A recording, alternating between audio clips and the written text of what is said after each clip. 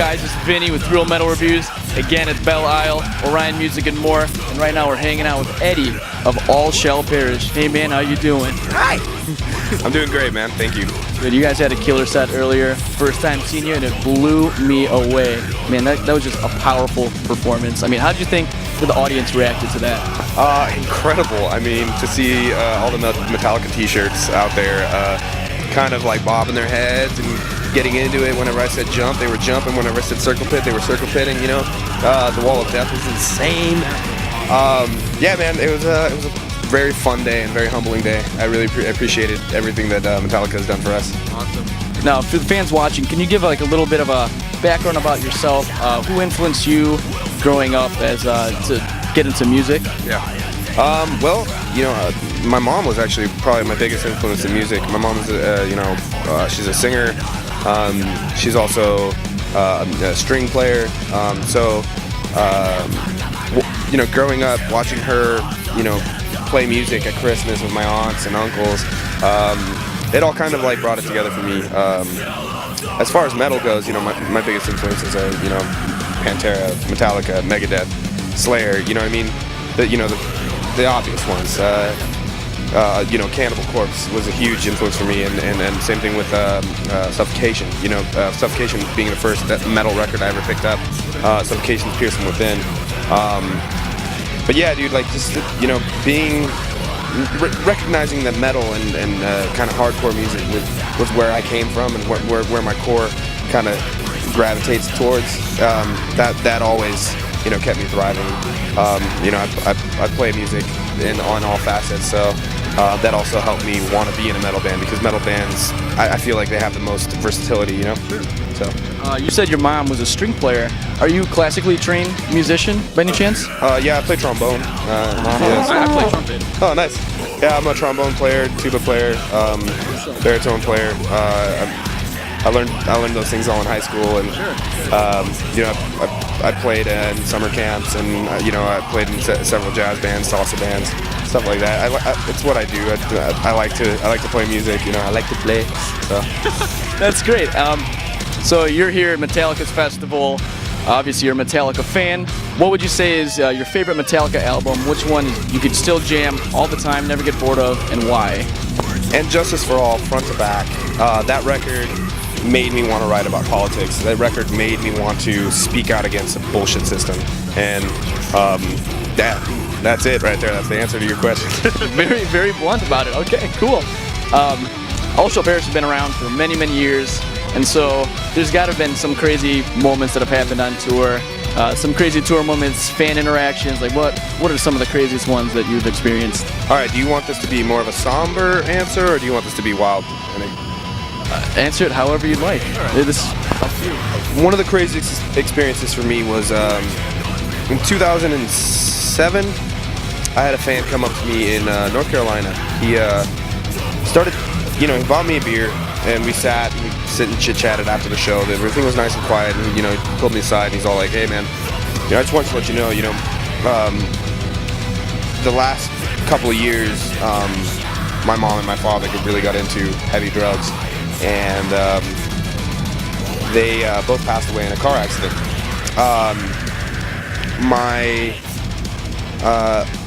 My life kind of went to shit after that, and I started doing drugs, and I got heavily into, you know, negative lifestyle, stealing, you know, kind of being a shithead.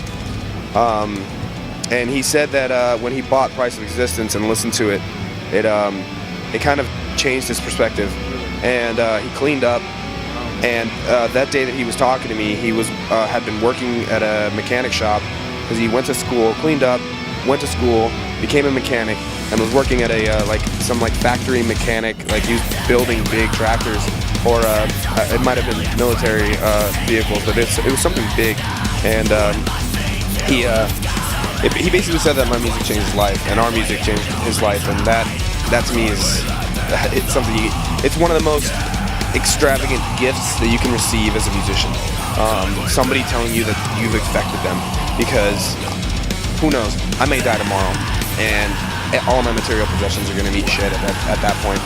But what I'm going to take to my grave, and what I'm going to take in my heart, is the fact that this person listened to my words and listened to my vocalizations, and it inspired him to become a better person and to become an effective person in his own life. That's all you can ever ask for. Wow, that's pretty emotional right there. I mean, the power of music. I mean, that's just what it's all about. Touching somebody, it's just incredible. Especially in their genitals. Especially genitals. Now, speaking of that, I mean, just recently Jeff Hanneman of Slayer passed away. I mean, how much of an influence did Slayer have with you and your musical background? Well, Slayer, Pantera, Morbid Angel, 2001, I believe, was the fourth time I had seen Slayer, and that was a night where I really actually paid attention to Jeff Hanneman.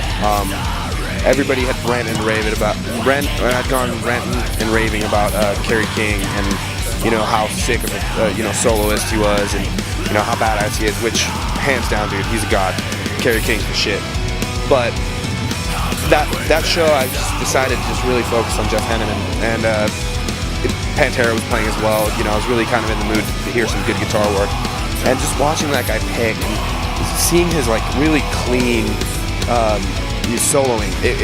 That guy just kind of really pushed me to love heavy music more and more. At the time, stuff that wasn't death metal, I kind of shunned away, and they were just brutal whilst being motivational. So that's a show I'm always gonna remember. And that's a show that 2001 is when I started singing. I started really looking for bands to sing for, and I've been doing it since I was 16. But 2001, I was 18 years old, and I was really just going for it. So that I would say that show was a very influential show for me. And Jeff Hanneman, may fucking rest in peace, dude. People die. You can't stop that from happening. But may that dude fucking chill out. He's rocking in heaven right now with the legends up there. Sure. Heaven, wherever, hell. Yeah, sure. Doesn't matter, dude. It doesn't matter where you are. Jeff Hanneman's the shit, and he's gonna fucking be rocking it. Forever will be. Yep. Awesome. Now, Olsauskas has been on multiple tours, like I said earlier. Are you one of the bands that constantly writes while on the road, or do you focus on just the touring aspect? Yeah, we just focus on the touring mostly.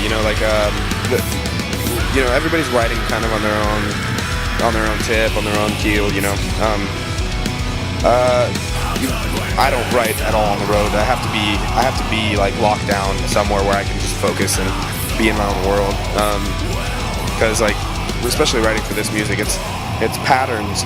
While you're writing patterns, so you're writing notes while trying to think of a message that's being conveyed through the music.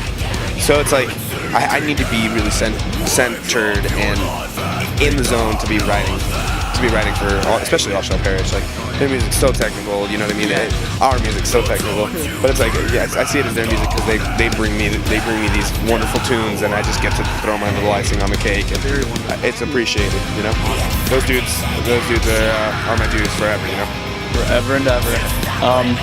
This is where it ends. Was your last album that was released? Is there any chance that we might hear some new Olsauskas tunes later this year? Absolutely. We're actually working on it right now. We've been kind of doing these little weekend gigs here and there, just to get out there, not to be stagnant. And everybody's been writing during the week, so everybody's busting ass. We're doing the best we can. I can't really say when we're gonna release a record. Maybe early next year.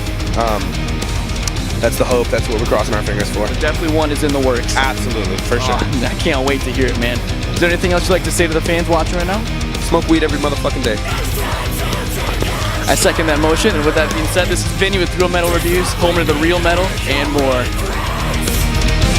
The door is right in front of you,